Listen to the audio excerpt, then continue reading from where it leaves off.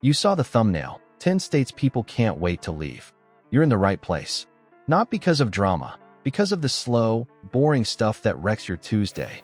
Hospital closures, brown tap water, dead-end commutes, and taxes that bite harder than your rent. We're ranking the 10 biggest bleeds and why they look great on paper but collapse in real life. Think gorgeous landscapes, trendy downtowns, and then service deserts and bills you didn't budget for.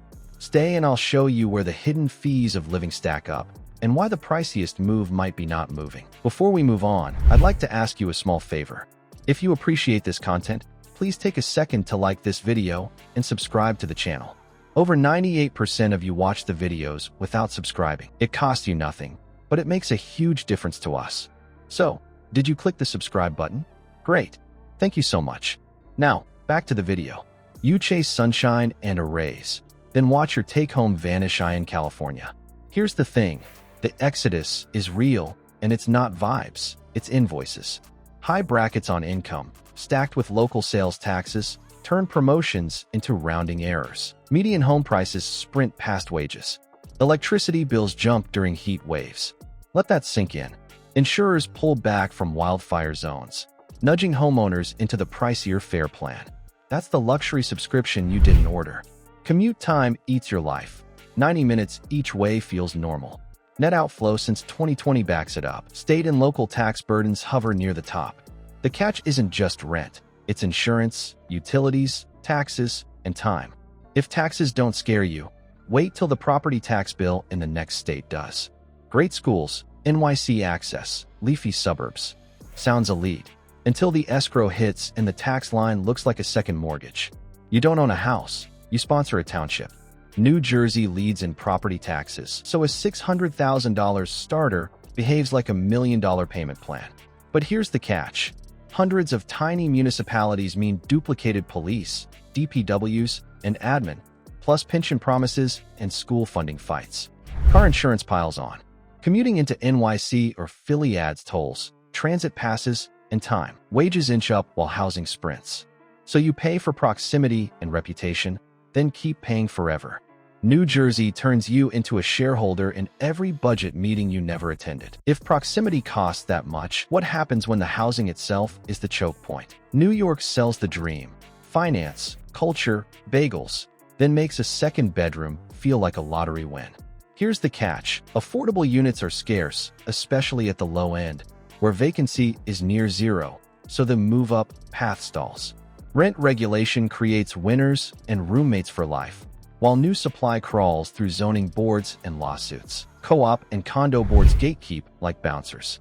Outside the city, property taxes push families to look over state lines. Starter homes? Frozen inventory. Net domestic outmigration tells the story. Median rents outrun incomes in NYC and Long Island. Permits lag. The MTA's reliability tax is missed daycare pickups and lost shifts. The latter's missing rungs. When housing clashes with politics, ask Illinois. Chicago is world-class. The bill for that status? Complicated. The political vibe feels like a season finale. Pensions, deficits, and temporary fixes that never retire. Here's the catch. The pension tab hangs over everything. Municipal credit pressure trickles down as higher property taxes in the collar counties, while services stall. Businesses clock the volatility. Residents chase simpler math across the line to Indiana and Wisconsin, and the narrative snowballs. School districts are a maze, each with its own budget tug-of-war. Crime perception, fair or not, adds a premium to where you live and how you insure it. So the state doesn't just tax your wallet, it taxes your confidence. If budgets drain you, wait till real estate itself is the monthly jump scare. You land a job in Kendall Square and think, easy win. Then you try to buy within an hour of Boston and the median single-family price laughs. Inventory stays thin for months, so every open house is a bidding arena. But here's the catch. Zoning chokes new builds, permits crawl, and HOAs nitpick everything. Daycare charges like rent. Winter energy bills spike. Heating runs hotter than the national average. The MBTA adds costs and delays you didn't budget. Renters can't graduate to ownership. Owners lock into mortgage marathons. 20 and 30-somethings in New Hampshire and Rhode Island because the down payment feels fictional. Mobility dies when the entry ticket is VIP only. Or you could find affordability and then winter, low unemployment, cheap homes, high wages during booms. Sounds perfect until you meet February. Roads glaze over, wind chills shut down normal life, and your grocery run becomes a tactical mission. You'll save money, sure, but your battery and your sanity pay. But here's the catch: isolation. Outside oil hubs, hospital access thins fast. Boomtowns overbuilt, then hollowed when prices dip. Flights, fares feel international for domestic hops, and connections add full-day delays. Winter severity hammers pipes, cars, and budgets. It's like living in a stress test. So, the price of affordability here is resilience. If your car battery and social life can't handle it, you won't either. Or move west for sunshine and watch the bill rise. In Colorado, you came for the trails. You stayed for the $17 burrito and $3,000 rent. So, here's the thing: costs are sprinting. Rapid in-migration meets limited buildable land, and prices climb like a 14er. But here's the catch: resort wages don't touch resort prices. Water scarcity rules tack fees onto growth. Wildfire risk means insurers hike premiums near burn scars, or carve out coverage you actually need. New builds stack HOA fees like a second car payment. I-70 traffic becomes a lifestyle tax. Short-term rentals swallow long-term housing in mountain towns. Median rents surged hard since 2015. Commute times creep.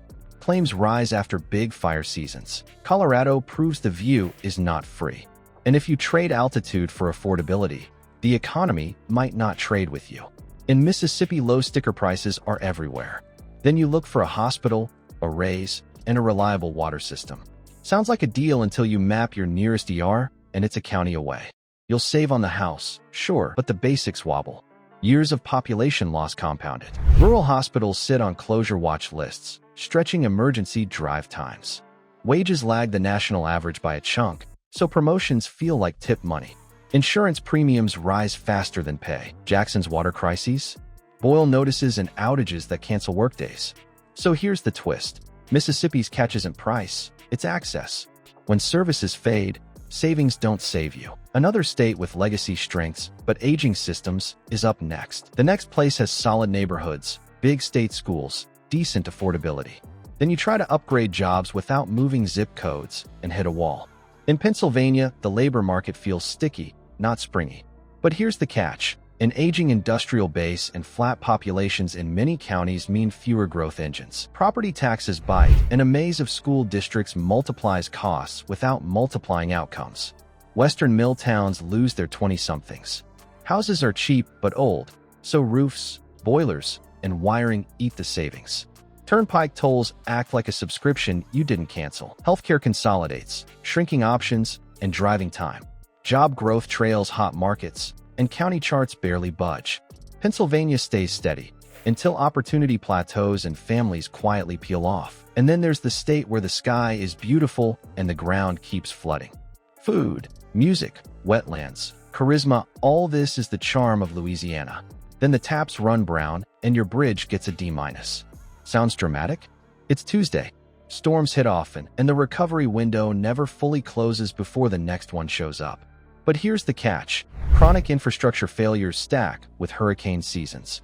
Roads crumble, bridges get flagged, water systems fail, and insurers treat zip codes like hot potatoes. Premiums jump or policies vanish. You pay more for less certainty. Think roads rated poor or mediocre, thousands of deficient bridges, and rural parishes with unsafe water. Wallet Hub ranks opportunity dead last. After big storms, insurers exit or spike rates. So the hidden fee is uncertainty. You can plan a festival, you can't plan a closed bridge and a canceled policy. The list is ugly, but the pattern is clear. The most expensive move is standing still. So here's the thing: people don't bail on states because of one bad bill. They leave when price goes up as service goes down. Pretty views and low taxes can't beat broken systems. Like this video, so the algorithm thinks I'm important. Subscribe because someday you'll want to escape. Would you live where the water is cheap but the hospital is 70 miles away? Drop a yes or nope in the comments. Your next move isn't about cheaper. It's about fewer hidden fees of living. Think utilities, commutes, insurance, and time. You pay those with your life, not just your wallet. Let that sink in.